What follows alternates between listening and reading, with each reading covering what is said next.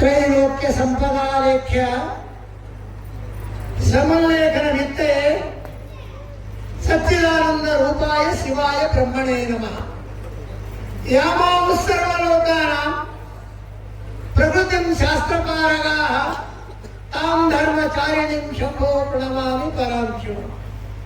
ವೈರಾಗ್ಯ ಧರ್ಮಪೀಠೇಶಂ ವ್ಯಾಸಾದಿ ಮುನಿಮಾನಿತಂ ವೇದಾದಿ ಭಾಷ್ಯಕರ್ತಾರಂ ವೇದ ಸಿದ್ಧಾಂತ ಬೋಧಕಂ ಭೃಂಗಿ ಗೋತ್ರಾದಿನಾಥಂಚ ಶೃಂಗಿ ಪ್ರಮುಖ ಪೂಜಿತಂ ಏಕೋ ರಾಮಂ ಗುರುಂ ವಂದೇ ಕೇದಾರ ಕ್ಷೇತ್ರವಾಸಿದೆ.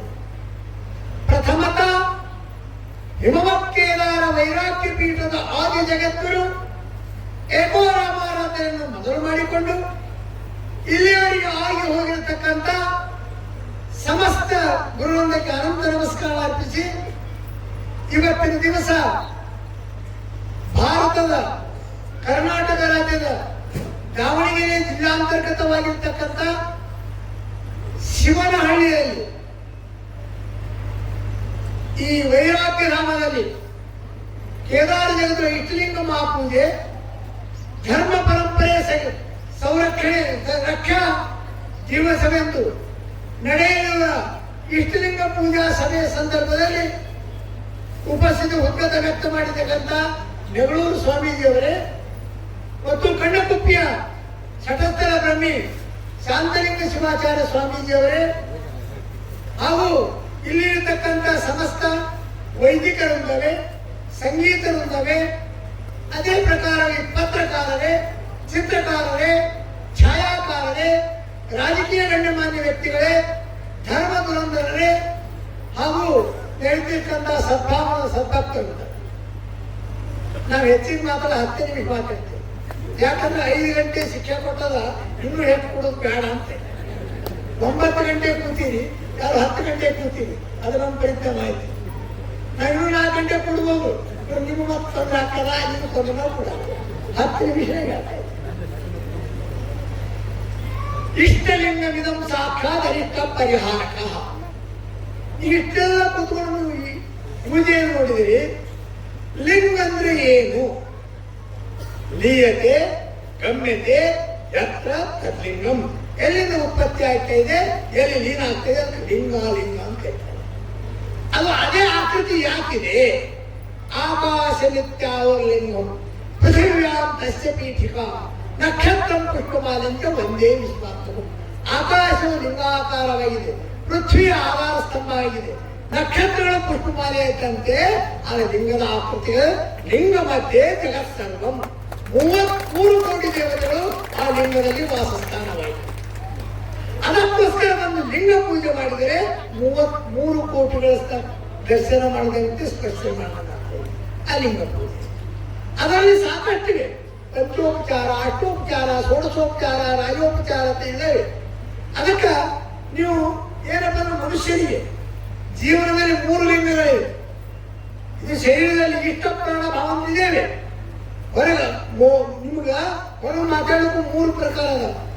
ಒಂದು ಲ್ಯಾಂಡ್ ಫೋನ್ ಇದೆ, ಒಂದು ಮೊಬೈಲ್ ಇದೆ, ಮತ್ತು ಒಂದು STD.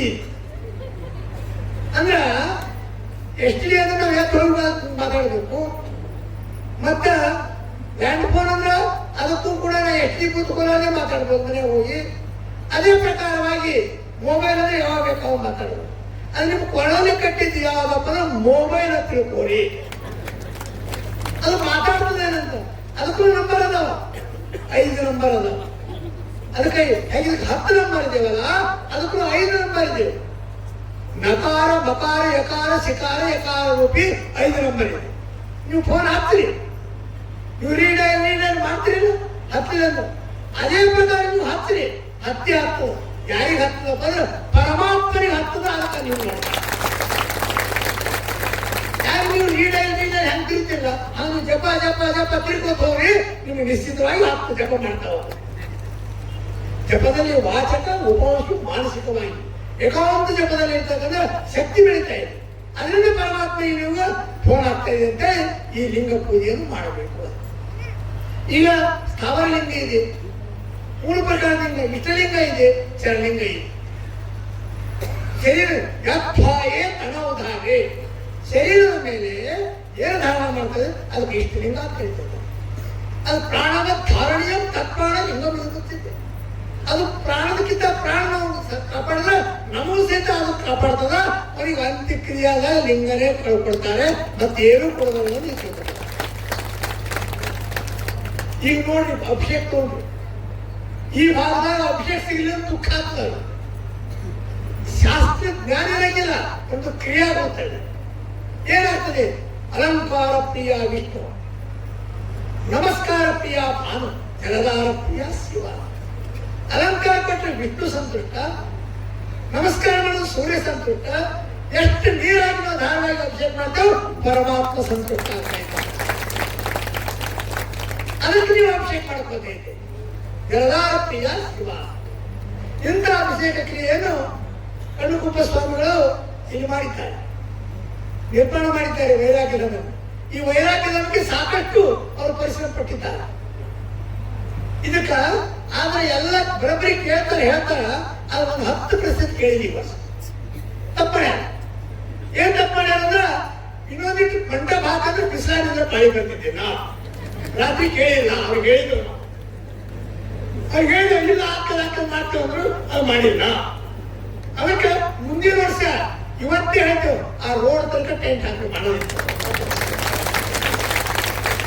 ಇವ್ರದ್ದು ಪ್ರಮೋಷನ್ ಆಗಲಿ, ಸ್ವಾಮಿದು ಪ್ರಮೋಷನ್ ಆಗಲಿಕ್ಕೆ ಅದಕ್ಕೆ ಇವತ್ತಿನ ದಿವಸ ಎಲ್ಲರೂ ಇಲ್ಲಿ ಇದೀಗ ಹೇಳಲ್ಲ, ರೇಣುಕಾಚಾರ್ಯ ಬಂದ, ದೊಡ್ಡ ದೊಡ್ಡ ಮಂತ್ರಿ ಬಂದಾರ, ಸಣ್ಣವರು ಬಂದಾರ, ಇಲ್ಲಿ ಭಕ್ತ ಬಂದಾರ. ನಾ ಮಂತ್ರಿ ಅಲ್ಲ, ಕಾಣಲ್ಲ, ಅಧಿಕಾರ. ಇದು ದೊಡ್ಡ ವೈಶಿಷ್ಟ್ಯ. ಇದೇ ಒಂದು ವೈಶಿಷ್ಟ್ಯ, ಧರ್ಮ ಜಾಗೃತಿಯ ಪ್ರತೀಕ. ಮೊನ್ನೆ ನಾವು ಅಲ್ಲಿ ಬಿಜಾಪುರ ಜಿಲ್ಲೆಯಲ್ಲಿ ಕಲ್ಕೇರಿಯಲ್ಲಿ ಸಭಾ ನಡೀತು. ಸಭಾ ನಡೆದಾಗ ಅಖಿಲ ಭಾರತ ಶಿವಾಚಾರ್ಯ ಅಧ್ಯಕ್ಷರಿದ್ದು ಸಿಂಧಿಗೆ ಸಾರಂಗ ಪ್ರಭುದೇವರು. ಅವ್ರು ಹೇಳಿದ್ರು ಅಖಿಲ ಭಾರತದ ಅಧ್ಯಕ್ಷ ಅಂತ ಹೇಳಿದ್ರು. ನಾವು ಹೇಳಿದೆವು ಆಗಿರಿ ನಡೆದ ಸಂಸ್ಥೆ ಕಾಗದ ಬೇಡ ಅಂತ ಹೇಳಿದೆವು, ಕೃತಿದಾಗ ಬರಲಿ. ನೀವು ಕರ್ನಾಟಕ ಬಿಟ್ಟು ಹೊರಗೆ ಹೋಗಿ ಅಖಿಲ ಭಾರತ ಆದಿರಾಗಿ ಎಷ್ಟು ಸ್ಟೇಟ್ಗಳು, 36 ಸ್ಟೇಟ್ಗಳು ನೀವು ಹೊಸ ತಿರುಗಾಡಿರೋ ಬರೀ ಮೊದಲ. ಅದಕ್ಕೆ ಏನು ಮಾಡ್ಬೇಕಂತ ಹೇಳಿದ್ರು, ನೀವು ಧರ್ಮ ಪ್ರಚಾರ ಮಾಡಬೇಕು, ತತ್ವ ಪ್ರಚಾರ ಮಾಡಬೇಕು, ಸನಾತನ ಧರ್ಮ ಸಂರಕ್ಷಣೆ ಮಾಡಬೇಕು. ಏನು ಮಾಡ್ಬೇಕಂತ ಒಂದು ಸಲಹೆ ಹೇಳಿದ್ರು. ಭಾರತದಾಗ ನೀವು ಪ್ರಚಾರ ಆಗಬೇಕಾದ್ರೆ ರಾಮೇಶ್ವರ ಸಮುದ್ರದಿಂದ ಕೇದಾರನಾಥನವರೆಗೆ ಒಂದು ಯಾತ್ರೆ ಕಾರನ್ನು ತೆಗೀರಿ, ಎಲ್ಲ ಪ್ರಜೆ ಇಟ್ಕೊಂಡು ಅಲ್ಲಿ ಉತ್ತರಾಖಂಡ ಬಂದ್ರಪ್ಪ ಪೂರ್ಣ ಖರ್ಚು ನಮ್ದು ಅಂತ ಹೇಳಿದ್ರು. ಅಲ್ಲಿಂದ ನೀವು ಮಾಡ್ಕೊತೀರಿ ನೋಡಿ, 1 ತಿಂಗಳದಾಗ ಡೋರ್ ಓಪನ್ ಆಗುತ್ತೆ, ನಿಮ್ದು ಅಲ್ಲಿ ಬರ್ತಪ್ಪ ಅಂದ್ರೆ ಅವಾಗ ಅಖಿಲ ಭಾರತ ಶಿವಾಚಾರ್ಯ ಸಂಸ್ಥಾ ಅಧ್ಯಕ್ಷರಂತ ಹೇಳಿದ್ರು, ಸಭಾದ ಹೇಳಿದ್ರು.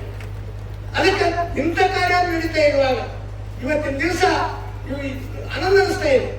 ಇದು ದಾವಣಗೆರೆ ಧರ್ಮ ಕೇಂದ್ರ ಇವತ್ತಿಂದಲ್ಲ, ಚಂದ್ರ ಹಿಡ್ಕೊಂಡು ಧರ್ಮ ಕೇಂದ್ರ ಇದೆ, ಕಾಲಾಂತರದಿಂದ ಧರ್ಮ ಕೇಂದ್ರ ಇದೆ, ಇವತ್ತಿಂದಲ್ಲ. ಅದಕ್ಕೆ ಅದು ಕೂಡ ಮುಂದೆ ಬೆಳೀತಾ ಇದೆ. ಅದಕ್ಕೆ ಮುಂದಿನ ವರ್ಷ ಇದು ಮಾಡ್ಬೇಕಾಗಿತ್ತಪ್ಪ ಅಂದ್ರ ಇದು ರೋಡ್ವರೆಗೆ ಮಾಡ್ಬೇಕಂತ ಹೇಳ್ತೀವಿ. ಅದಕ್ಕೆ ಮತ್ತೆ ಯಾವಾಗ ನಾವು ಬರ್ತೇವೆ, ಇದು ನಮ್ಮ ಧರ್ಮ ಪರಂಪರೆ ಇದೆ. ಇಲ್ಲಿಂದ ಯಾರು ಕೊಡ್ತಾ ಇದ್ದಾರೆ, ಯಾರಿಗೆ ಅಧಿಕಾರ ಇದೆ ಇಲ್ಲಿಂದ ಕೊಡೋದು ಅಂದ್ರೆ ನಮ್ಮ ಪರಂಪರೆ ಇದೆ. ಪರಮಾತ್ಮನಿಗೆ ಪಂಚಮುಖಗಳು, ಸತ್ಯೋಜಾತ ವಾಮದೇವ ಅಘೋರ ಅಂತ. ಆ ಅಘೋರ ಮುಖದಿಂದ ಪಂಚಪೀಠಗಳ ಗೋತ್ರ ಪುರುಷರು ವೀರ, ನಂದಿ, ಭೃಂಗಿ, ವೃಷಭಸ್ಕಂದ. ಅದೇ ಪಂಚಪೀಠಗಳು ವೀರಪೀಠ ಮತ್ತು ನಂದಿ ಪೀಠ ಮತ್ತು ಭೃಂಗಿ, ವೃಷಭ, ಸ್ಕಂದ ಅಂತೇಳಿ ಅಂದ್ರೆ ರಂಭಾಪುರಿ, ಉಜ್ಜಯಿನಿ, ಕೇದಾರ, ಶ್ರೀಶೈಲ ಮತ್ತು ಕಾಶಿ 5 ಪೀಠಗಳಿವೆ. ಅದರಿಗೆ ಶಾಖಾನುವರ್ತಿಗಳು ಮಠಾಧೀಶರು, ಅದರ ಕೆಳಗೆ ಗಣಾಚಾರ್ಯ, ಅದರ ಕೆಳಗೆ ಹಿರೇಮಠದವರು, ಅದರ ಕೆಳಗೆ ಮಠಕ್ಕೆ ಒಂದು ಸರ್ಕ್ಯುಲೇಷನ್ ಇದೆ, ಶಾಸನ. ಅದರಿಂದ ಲಿಂಗ ತಗೊಳ್ಬೇಕು. ಆ ಲಿಂಗವನ್ನು ಪಂಚಸೂತ್ರ ಲಿಂಗವನ್ನು ತೆಗೆದುಕೊಂಡು ನಾವು ಕಟ್ಟಿ ಪೂಜೆ ಮಾಡಿದ್ದೇವೆ. ಇದು ನಮ್ಮ ಪರಂಪರೆ. ಈಗ ನೋಡಿ, ಎಲ್ಲ ಉತ್ಸವ ನಡೀತೇವೆ, ಪರಂಪರೆ ನಡೀತೇವೆ. ಪಲ್ಲಕ್ಕೋತ್ಸವ ಒಂದು ಅಡ್ಡ ಪಲ್ಲಕ್ಕೋತ್ಸವ ನಡೀತಾ ಬಂದಿದೆ, ಕಾಲಾಂತರ ಬಂದಿದೆ. ಅಕಸ್ಮಾತ್ ಹೆಚ್ಚು ಕಡಿಮೆ ಆದಾಗ ಯಾವಾಗ 5 ಮಂದಿ ಬಂದ್ರಪ್ಪ ಅಂದ್ರೆ ಪಂಚಾಚಾರ ಉತ್ಸವ, 4 ಮಂದಿ ಬಂದ್ರೆ ಚತುರಾಚಾರ ಉತ್ಸವ, 3 ಮಂದಿ ಬಂದ್ರೆ ತ್ರಯಾಚಾರ ಉತ್ಸವ, ಮತ್ತು ಇಬ್ಬರು ಬಂದ್ರೆ ಉಭಯಾಚಾರ ಉತ್ಸವ, ಒಬ್ಬೇ ಹೆಸರು ಇರ್ತದೆ. ಇದು ಪರಂಪರೆ. ಇದೇ ಪ್ರಕಾರವಾಗಿ ಸೋಲಾಪುರದಲ್ಲಿ 1956-57 ಚತುರಾಚಾರ್ಯ ಉತ್ಸವ ಆಗಿತ್ತು. ಪರ್ಣೆಯಲ್ಲಿ ಚತುರಾಚಾರ್ಯ ಉತ್ಸವ ಆಗಿತ್ತು. ಆದ್ರೆ ಮನುಷ್ಯ ಯಾವಾಗಲೂ ಯಾವಕ್ಕಂದ್ರೆ ಮನುಷ್ಯ ಯಾಕೆ ಕೂಡ್ಬೇಕಪ್ಪ ಅಂದ್ರೆ ಇವತ್ತು ಊಟ ಕೂಡ್ಬೇಕು. बैठना हो तो ऐसा बैठो कोई ना कहे ऊट, बोलना हो तो ऐसा बोलो कोई ना कहे झूठ, खाना हो तो ऐसे खाओ पेट ना कहे कुटकुट. ಉಳುದಿದ್ದು ಇನ್ನೊಬ್ರು ಹೇಳದ ಜಾಗದಾಗ ಎಂದು ಕುಡಬಾರ್ದು. ಮತ್ತೆ ಊಟ ಮಾಡೋದಿದ್ದ ಬಂದು ಹೊಟ್ಟೆ ಕೆಡಂಗೆ ಎಂದು ಉಣಬಾರ್ದು. ಮಾತಾಡುವಂತ ಬಂದು ಧೈರ್ಯ ಅವನಿಗಿರ್ತದೆ, ಎಂದೂ ಸುಳ್ಳು ಹೇಳಬಾರದು. ಅವನಿಗೆ ಆತ್ಮಬಲ ಬೆಳೀತಾ ಇದೆ, ಧೈರ್ಯ ಬಲ ಬೆಳೀತಾ ಇದೆ. ಆಗ ಒಂದೇ ಪ್ರಕಾರವಾಗಿರ್ಬೇಕು. ಕೇದಾರ ದೂರಿರಬಹುದು, ಸಮಯ ಸಿಕ್ಕ ಬರ್ತಾ ಇದ್ದಾರೆ, ಸಮಯ ಸಿಕ್ಕ ಬರ್ತಾ ಇದ್ದಾರೆ. ಆದ್ರೆ ನಾವು ಈ ವರ್ಷದಾಗ ಕೆಲವು ನೋಡಿದೆವು, ನಮ್ಗೆ ಗೊತ್ತಿರಲ್ಲ. ಪತ್ರಿಕಾ ಪ್ರಿಂಟ್ ಮಾಡಿದ್ದಾರೆ, ಪತ್ರಿಕೆ ಫೋನ್ ಇಲ್ಲ, ಅವಾಂತರ ಇಲ್ಲ, ಏನಿಲ್ಲ. ಪತ್ರಿಕೆ ಕೇಂದ್ರದವರು ಬಂದಿಲ್ಲ ಅಂತ ಆಸ್ಪತ್ರೆ ಮಾಡಕ್ಕೆ. ಇದು ನೀವು ನಿಜವಾಗಿ ಲಕ್ಷ. ನಾವು ಎಲ್ಲಿ ಸಂಕಲ್ಪ ಕೊಟ್ಟಿದ್ದೇವೆ ತಾರೀಕ ಅಲ್ಲಿ ಬಂದೇ ಬರ್ತೇವೆ. ಎಲ್ಲಿ ಹಿಂದೆ ಪಾಸ್ ಇದು ಅಪರಾಧ. ನಮ್ಗೆ ಕೇಳದೆ ಪೀಠದ ಅಪಮಾನ ಮತ್ತು ಅಪರಾಧ ಮತ್ತು ಕಾನೂನಾತ್ಮಕ ಅಪರಾಧ. ಏನಪ್ಪ, ನಮ್ಗೆ ಹೇಳಲಿ ಎಂದು ಪ್ರಿಂಟ್ ಮಾಡಬಾರ್ದು, ನಮ್ಗೆ ಹೇಳಿ ಪ್ರೋಗ್ರಾಮ್ ಮಾಡಬಾರ್ದು. ಯಾಕಂದ್ರೆ ನಾವು ಮತ್ತೊಂದು ಹಿಡಿದಿದ್ದೆವು. ಇಲ್ಲಿ ನಮ್ಮ ಸಂಘಟನೆ ಈಗ 3-4 ಕಡೆ ಆಗಿವೆ.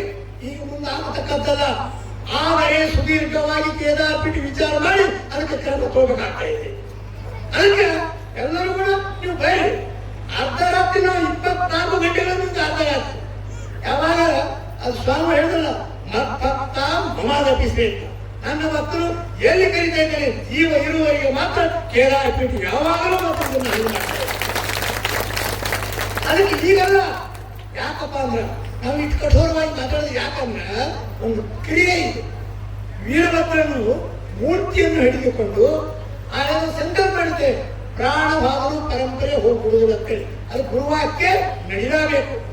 ನಗುರೋರ್ ಅಧಿಕಂ ತತ್ವಂ ನಗರೋರ್ ಅಧಿಕಂ ತಪ. ಗುರುವಿನಿಗಿಂತ ತತ್ವ ದೊಡ್ಡದಲ್ಲ, ತಪಸ್ಸೇನ ದೊಡ್ಡದಲ್ಲ. ಗುರುವಾಜ್ಞಾಂ ನೋಲಂಘಯೇತ್. ಗುರುವಿನ ಆಜ್ಞೆಯನ್ನು ಉಲ್ಲಂಘನ ಮಾಡಬಾರದು. ಮಾಡಿದ್ದಾರೆ ಅವರಿಗೆ ಅಧಃಪತನಕ್ಕೆ ಆಹುತಿ ಆಗುವುದೇ ನಿಶ್ಚಿತ. ಅದಕ್ಕೆ ಇಂಥ ಒಂದು ದೊಡ್ಡ ಶಕ್ತಿ ಇದೆ ಪರಂಪರೆ. ಆ ಪರಂಪರೆಯ ಪ್ರಕಾರ ಪ್ರತಿಯೊಬ್ಬರು ನಡ್ಕೋಬೇಕು. ಅದಕ್ಕೆ ಸಂವಿಧಾನ ಇದೆ. ಈಗ ಇಲ್ಲಿ ನಮ್ಮ ರೇಣುಕಾಚಾರ್ಯ ಎದುರಿದ್ದಾರೆ. ಈ ಸಂವಿಧಾನ ವಿಷಯ ಅವರಿಗೆ ಹೇಳಿದೆವು.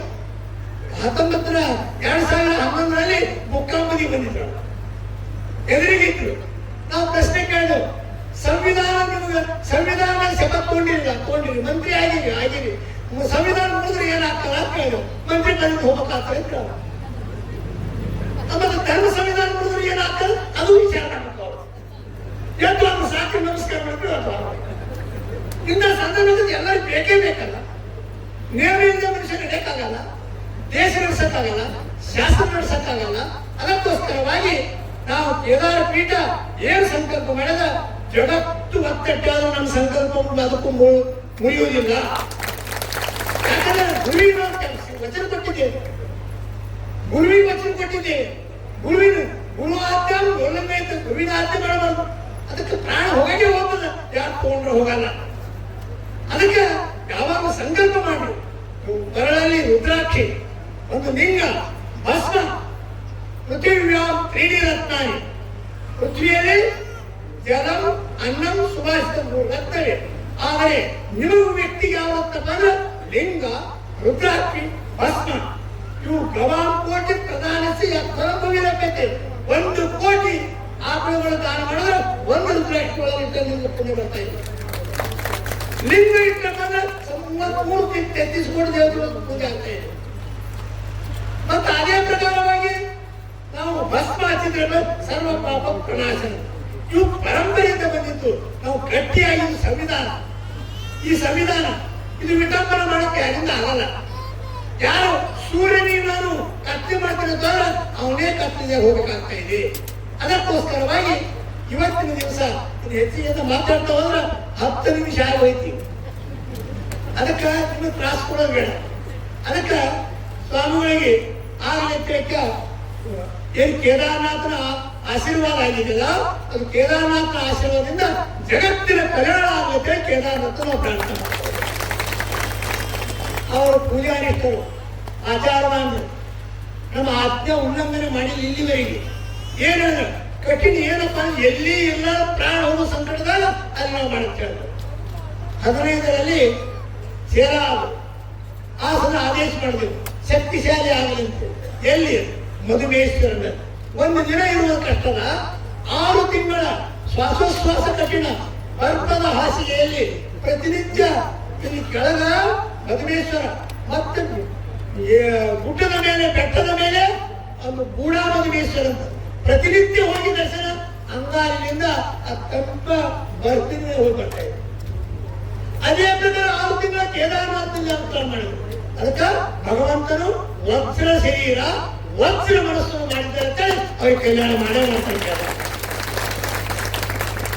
ಅದಕ್ಕೆ ಇವತ್ತಿನ ದಿವಸ ಇಂಥ ಸಂದರ್ಭದಲ್ಲಿ ನೀವೆಲ್ಲರೂ ಏನಂತ ಅಂದ್ರೆ ಇನ್ನೂ ಬೆಳೀತಾ ಇದೆ, ಇದು ಇನ್ನೂ ಬೆಳೀತಾ ಇದೆ. ಇದು ಹನುಮಂತರ ಬಾಲ ಈಗ ಪ್ರಾರಂಭ ಆಗಿದೆ. ಇದು ಹನುಮಂತರ ಬಾಲ, ಈ ಆಶ್ರಮ ಇದು ಹಿಂಗೇ ಬೆಳೀತಾ ಹೋಗ್ತದೆ. ಅದರಿಂದ ಎಲ್ಲರಿಗೂ ಜಗತ್ತಿಗೆ ಕಲ್ಯಾಣ ಆಗ್ತಾ ಇದೆ ತಿಳ್ಕೊಂಡು ಇವತ್ತು ಈಗ ಸ್ವಾಮಿ ಹೇಳಿದ್ರು ನಾ ಮಾಡ್ತೀನಿ ನೀವು ಮಾಡ್ತೀನಿ ಅಂತ. ಯಾಕಂದ್ರೆ ಇದು ಸಹಜ ಇದೆ. ಎಲ್ಲಿ ತ್ಯಾಗ ಪಶುಪಾಷಾಣ ಪೂಜೆಂತೆ ನನಗೆ ಬ್ಯಾಡ ಅಂತ ಬರ್ತದೆ, ನಾ ಹಿಡಕ್ ಹೋದ್ರೆ ಸಹಿತದೆ. ಇದು ನಿಸರ್ಗದ ನಿಯಮ. ಅದಕ್ಕೆ ಅದು ತನ್ನಿಂದಾನೇ ಬರ್ತದೆ, ತನ್ನಿಂದಾನೇ ನಡೀತಾ ಇದೆ. ಅದಕ್ಕೆ ಕೇದಾರಕ್ಕೂ ಕೂಡ ಅನ್ನದಾನ ಮಾಡ್ತಾ ಇದ್ದಾರೆ ಪ್ರತಿ ವರ್ಷ. ಅಲ್ಲಿ ಅನ್ನ ಸೇವೆ ಮಾಡ್ತಾ ಇದ್ದಾರೆ. ಎಲ್ಲ ಭಕ್ತರಿಗೆ ಕೂಡ್ಕೊಂಡು ಸ್ವಾಮಿಗಳು ಅನೇಕ 100 ಭಕ್ತಗಳಿದ್ದಾರೆ. ಅವರಿಂದ ಏನೇನೋ ತಂದು ಅಲ್ಲಿ ಅನ್ನದಾನ ಮಾಡ್ತಾ ಇದ್ದಾರೆ. ಈ ಪ್ರಕಾರ ಇಂಥ ಸಂದರ್ಭದಲ್ಲಿ ಇದು ಸರ್ವಾಂಗ ಸುಂದರವಾಗಿರ್ತಕ್ಕಂಥ ಕಾರ್ಯಕ್ರಮದಲ್ಲಿ ಎಲ್ಲರೂ ಸಂತೋಷಗಳಾಗಿ ಈಗ ಹೋಗಿ ಮುಂದಿನ ವರ್ಷ ಮಾತ್ರ ಸ್ವಾಮಿಗಳು ಮತ್ತು ಟೆಂಟ್ ಅಲ್ಲಿ ಹಾಕೋದ್ರ ಬರ್ತೇವೆ. ಇದು ಅವರ ತರ ಯಾಕಂದ್ರೆ ಬಿಸಿಲಾಗಿ ನಮ್ಗೆ ಇವ್ರ ಕಡೆ ಲಕ್ಷ ಇಲ್ಲ, ಅವ್ರ ಕಡೆ ಲಕ್ಷ. ಇವ್ರು ನೆಳೆ ಹಾಕುತ್ತಾರ ಬಿಸಿಲ ಹಾಕುತ್ತಂದ್ರೆ ಇದು ಪಂಚಿದ ಪರಪಂಚಿ ಆದಂಗ ಆಗ್ತದೆ. ಒಬ್ರು ರೊಟ್ಟಿಗಳನ್ನ ಹೋಳಿಗೆಗಳನ್ನ ಆಗಬಾರ್ದು. ಅದಕ್ಕೆ ಎಲ್ಲರಿಗೂ ಒಂದೇ ಇಲ್ಲ ಅಂತೇಳಿ ಇದು ಮಾಡ್ಕೊಳ್ತೇವೆ. ಅಪೇಕ್ಷೆ ಕಟ್ಟು 2 ಮಾತ್ರ ವಿರಾಮ ಕೊಡ್ತಾ ಇದ್ದೇವೆ. ಓಂ ಶಾಂತಿ ಶಾಂತಿ.